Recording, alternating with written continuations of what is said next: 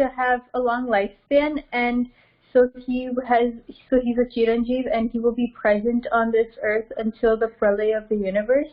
But you also explained that the people that have been blessed to have a long lifespan are free from worldly bondages and cannot experience pleasure or pain. And so how, even if Aswatthama committed such a bad crime, then if he's free from all worldly bondages and won't experience any pleasure or pain, how will he attain the karma for his actions? Because if he's free from all bondages, that means that he cannot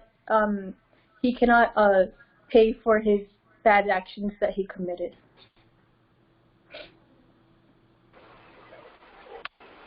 So he is already paying for what he had done. Historically in Mahabharata we learn that Ashwatthama, after the death of Duryodhan, he felt, before the death of Duryodhan, when they felt that there is no one to fight anymore and they are going to lose the war.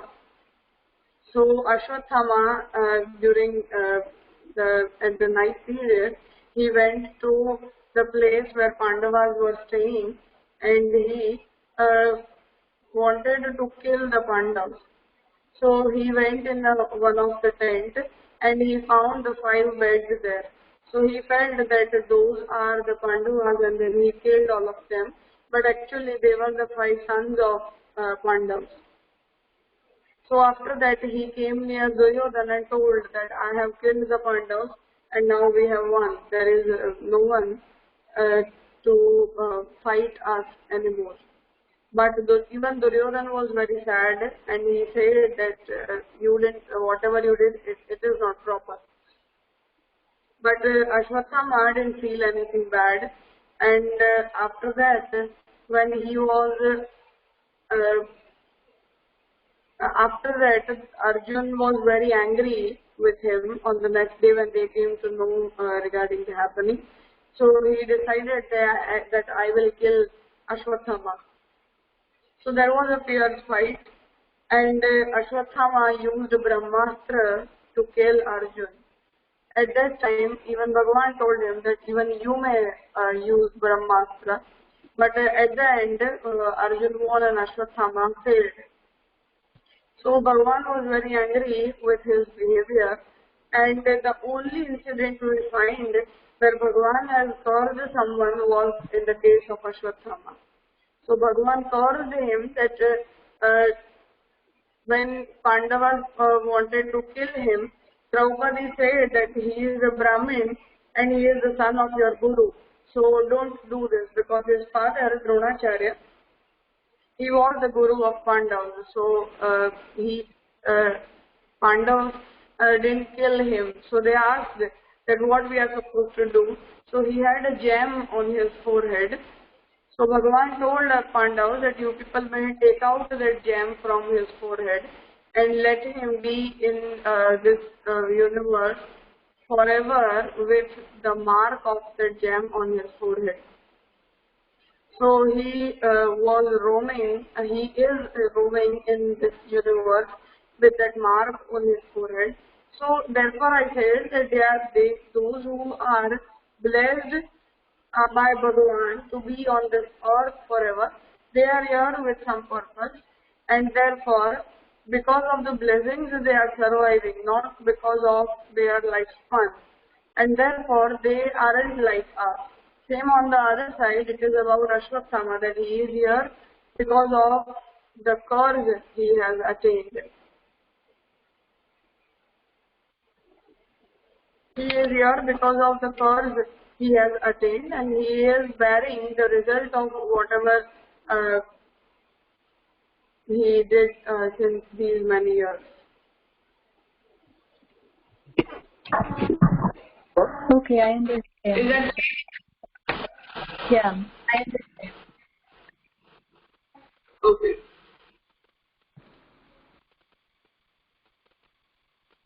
Any other question? Bhuvivan, is the voice clear now? જી રાજા, હવે આવે બરાબર. પહેલા થોડુંક એકો જેવું create થતું હતું, clear નતો. અચ્છા, okay.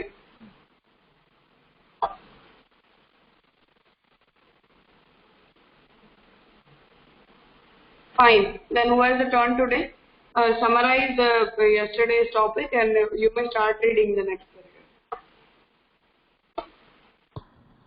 Oh, it's my turn today. Yeah. So, yesterday we understood that the Western philosophy has two kinds Put on your video if you can. My video is on. Okay, fine. And 1-2 minute translation होता है राजा. So yesterday we understood that in the Western philosophy, there are two kinds of theories for explaining the existence of the universe. So the first one is realism and the second one is idealism. So realism is a theory where we see the universe in its reality, and idealism is a theory where we see the universe as an impact of our mental idea or thought process. So in the philosophy that Shivalabhacharya is prescribed, we need to see the universe through through the aspect of realism. So we need to think that the universe is real and just not an illusion or maya, because this will be an insult to Bhagwan. So we also understood that the creation of the world is Bhagwan's function. And what function means is an action that we perform through our sensory organs or body. But when we use the word function in the context of Brahma, it means evolved or generated. So Brahma has generated or created the universe. And because of this, we also need to think that the universe is real. And this is because whatever Brahma has created, it has like a characteristic of Brahma within it. So we can't think of it as a fake thing. And we also understood that a function has three aspects or entities, which is creator, the material, and the creation or the final product. So when we relate this with the Brahma, the Brahma is the creator, and he is the material of the universe, which is the creation, and he is the creation itself. So because Brahma is the supreme entity and has the Ananda attributes, he is all these three aspects, and he is not bound with the limitation of space, time, and form. But when we relate a function with like just a normal human being, then these three aspects are separate from one another, because when you also gave an example for potter yesterday. So a potter's function is to create a clay pot. So a potter is the creator, but that's a different personality from the clay, which is the material of the pot. And in the same way, the pot itself is a different thing from the creator, which is the potter, and the clay. So the creator, the potter, the material, which is the clay, and the pot are all different things. So the creator, the material, and the creation are different. So this is what I understood from yesterday. Yeah, so in worldly objects, these three entities are different. The creator, the process of creation or the material he is using, and the product. All these are three different things. But what I said was that it is not different about Brahma and this universe. The creator is Brahma. He is using himself as his material, and what is being created, it is the manifestation or creation out of the divine attributes of Brahma himself. So in worldly objects, the creator, the material we are using, and the product, these three are different things. But about this universe and Brahma, we have all these three as Brahma himself.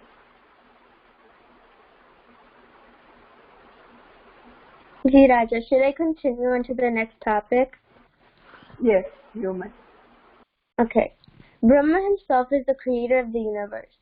A potter who shapes / creates numerous things such as pots, toys, baking plates, etc. from the soil. Therefore, we might call him a creator / doer of the functions that he performs. So it is true when we call Brahma creator of the world, who has created everything in the universe. So this is explaining that Brahma himself is the creator of the universe, and just like a potter who creates like numerous like pots, toys, baking plates from the soil or the earth, through using his own talent. So in the same way, Brahma also creates the Jad, the Chetan Padarth, the Jagat, using his own Anand attribute. And this Anand attribute allows Bhagwan to create, destroy, and sustain the universe. And Bhagwan created this Jagat for his Leela, and Leela means like any actions that are done without purpose. So the Jagat has no like a specific purpose behind the creation except for Bhagwan's enjoyment of his Anand attribute. And because of this Anand attribute, he is recognized as the one who is unlimited, and he is able to create all the gods and goddesses and the sentient and insentient all through this one attribute. And to fulfill Brahma's satisfaction and happiness, he created this Jagat. So Brahma is the creator of this Jagat, and this is like the Leela is the reason for creating this Jagat. Fine. So Brahma is the material cause for the Brahma, the universe. But along with being the material cause, he is the creator also. Like a potter, he gives the shapes to the pot, creates the pot. Same way, Brahma, as he is the creator of the universe, he has created the universe out of his own attributes. We had went through this topic yesterday, so there is nothing more to explain. But what I mean is that as a potter shapes numerous pots, same way Bhagwan has used his own characters of Sat and Chit, and he has shaped the universe. He has created all the forms, he has given name to all those infinite forms, and in all the forms and in the names, Bhagwan himself is playing. He is just relishing what he has created.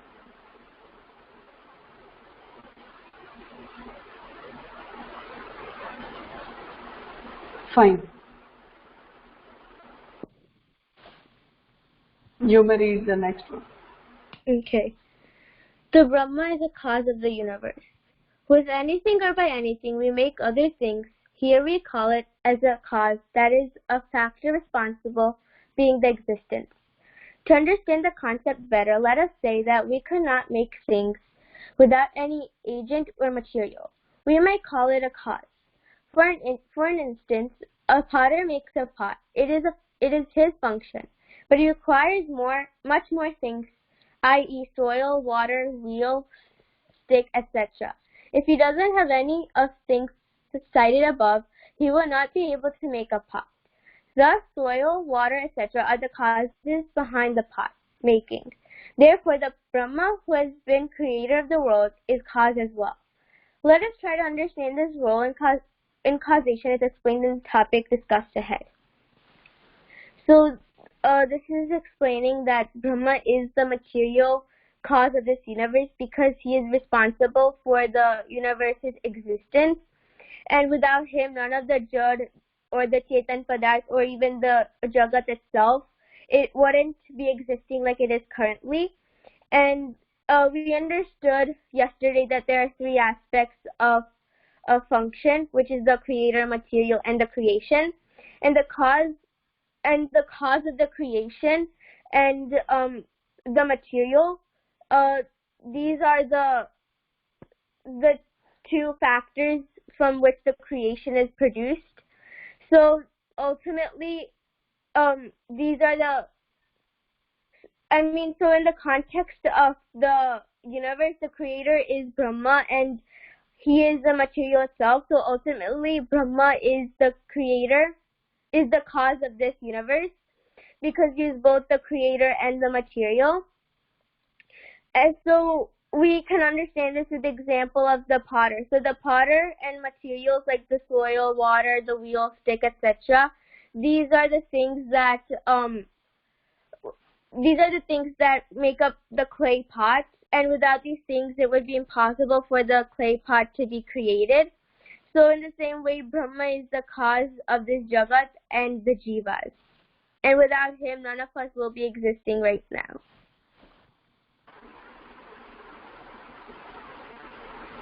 So basically what is to be understood here is that in the case of a potter and the material he is using for creating the pot are two different entities. It means potter is the creator who will be using all this material and will be creating a pot. But in the case of universe, Brahma and his attributes itself are materials, the cause. So, as potter gives a shape to the clay using water, the wheel and the stick, same way Brahma uses his own attributes of Sat and Chit for creating the universe. So, from the Sat attribute, he will be creating infinite non-living objects, and from Chaitanya, he will be creating infinite individual beings, the souls like us. So, in the worldly objects, the creator and the material both are two different things, and the product is a third entity. But in the case of Brahma himself uses his own material for creating the universe, because there is no one in this universe other than Brahma. You people may write down a term, Ekameva Dvitiya. EKMEVADWITIA.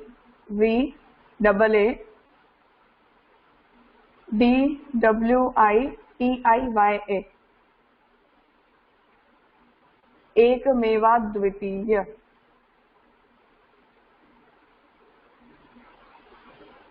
Now, write down it. I will send it in the group after the class.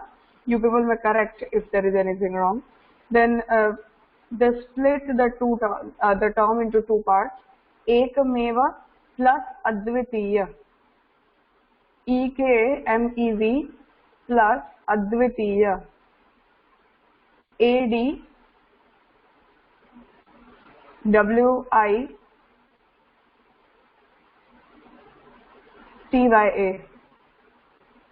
TIYA, sorry. Ekameva plus Advitiya. So the term Ekameva means one and only, who is alone, who is the only one. And Advitiya means the one who doesn't have anyone else other than him. Dvitiya means second, the other one. Advitiya means when there is no second person, so the only one entity. So the Ekameva Dvitiya Brahma. This is how Upanishad explains that Brahma is Ekameva Advitiya. It means that the Brahma is one and only, and there is nothing which exists in this universe other than Brahma, and therefore Brahma is infinite. Whoever is finite, he cannot exist like this, but the one who is infinite, he can exist ultimately. So, as there is no one other than Brahma, there is nothing else other than Brahma, therefore Brahma uses his own attributes for creating the universe, and therefore the universe is created out of the own attributes of Brahma. So, along with being the creator, Brahma is cause also.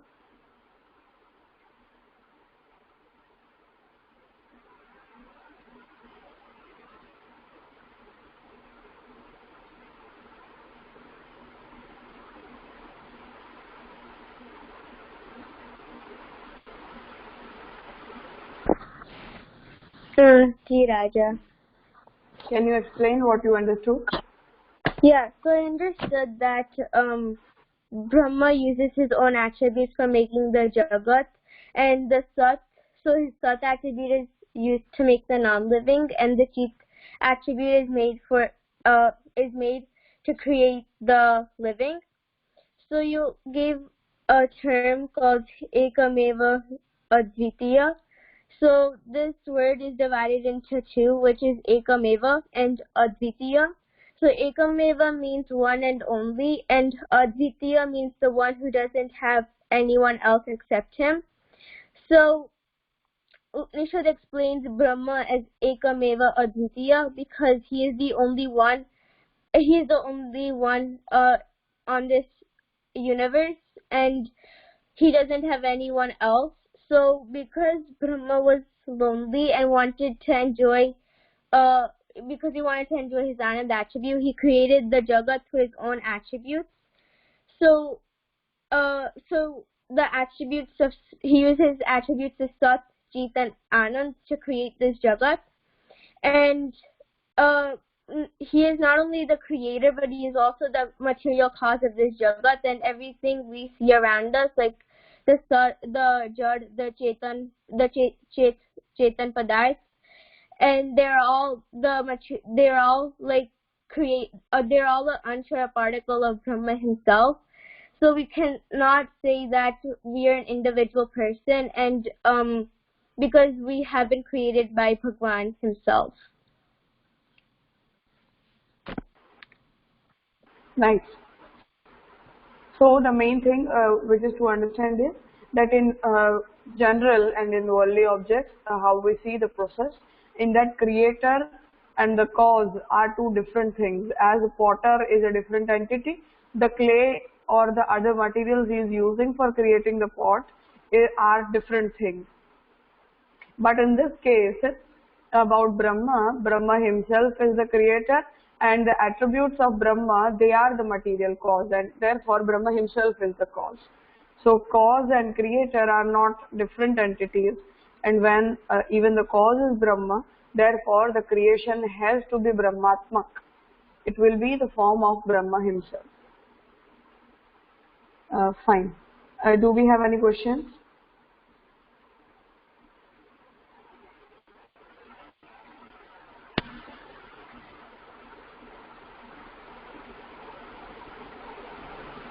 Okay, you may continue.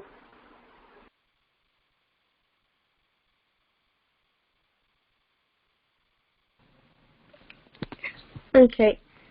Should I read all this, the entire topic, or should I break it down? Just start reading. I'll let you know when we have to take it. Brahma is non-differential instrumental material cause. A pot made from the soil and water, wheel, stick, etc. have equal role in pot making. All ornaments are made from the gold and tools like hammer, anvil, etc. and have their contribution in ornament making. From these examples, two conclusions draw our attention. The production of an object is made from substance or some material. 2. In making/creating an object, it is necessary to have some adjuncts. If we put the same in logical point of view, we can say that there are two factors which are responsible behind any production. So we have two types of causes. 1. Upadan karan, material cause, and 2. Nimit karan, efficient cause. 1. Upadan karan / material cause. Any material, without being separated from its substance / origin, changed into a different form / shape, such a material is an example of material cause. For instance, soil is one type of material. We can make pots, toys, etc. from it. We cannot separate soil and pot apart. Therefore, here soil is an example of material cause for the pot. 2. Nimit karan, efficient cause. The tools we use in making different things out of any material is said to be an efficient cause. For example, water, wheel, stick are required for pot making. Therefore, they are said to be nimit karan / efficient cause for the pot. Yeah, stop here. You may explain this much. So, here it explains that there's two conclusions that we can so like here it gives us like an example that a pot is made from like the soil, water, wheel, stick, etc. and they all have like they just play an equal role in making the pot itself. So so from this example there's two things that are said here, that the creation of an object and the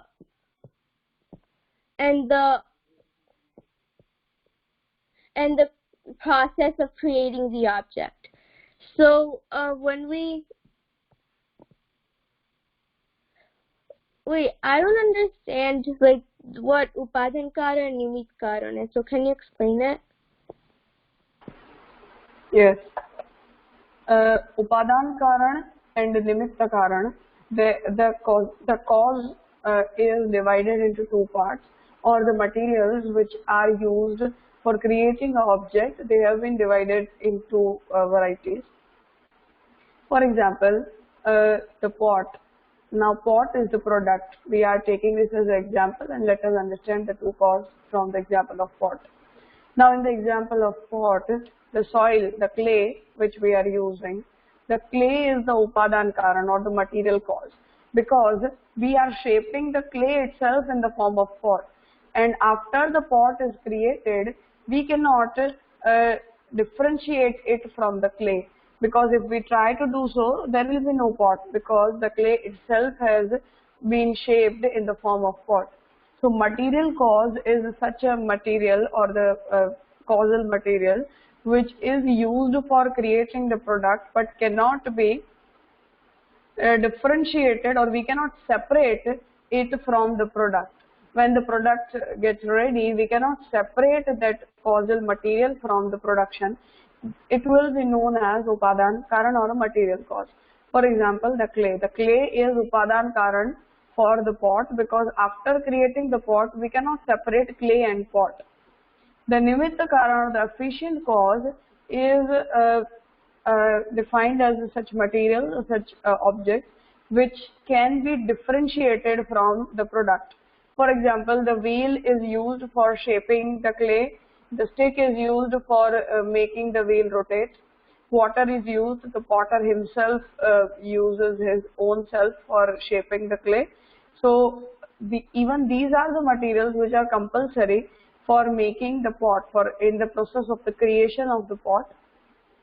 But after the pot is created, they remain separate from the product. But the clay, it doesn't remain separate from the product. Clay cannot be separated. So upadan karan or the material cause will be the material which remains in the product and cannot be separated from the product, and the nimitta karan or efficient cause are those causal materials which are used in the process of creation but they remain separate from the final product.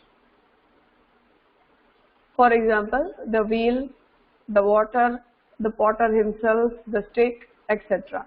So all these materials, even they are used in creating the pot, but they remain different, they remain separate from the pot.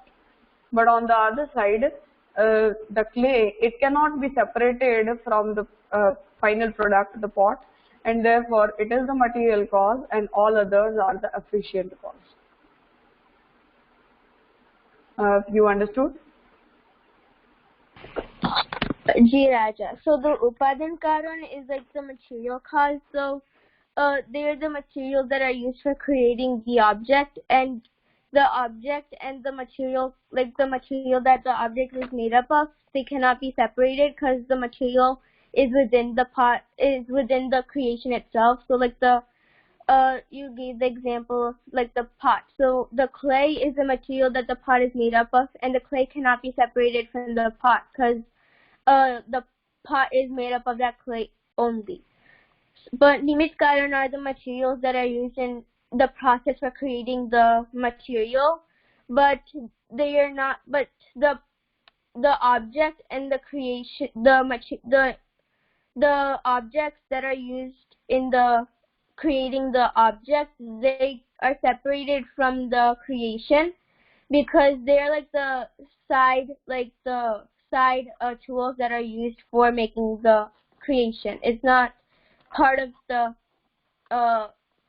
like the creation. So you, in the example of the pot, we can understand that like water and those other tools, they are the nimit karan, while the clay and they are the upadan karan. And in upadan karan, the material can not be separated from the creation, but in the nimit karan, the like there's efficient like causes, they can be separated from the creation. Nice. So let us conclude today's session here. I have some things to explain in this topic, so we'll be continuing tomorrow. And let me know if there are any questions. Okay?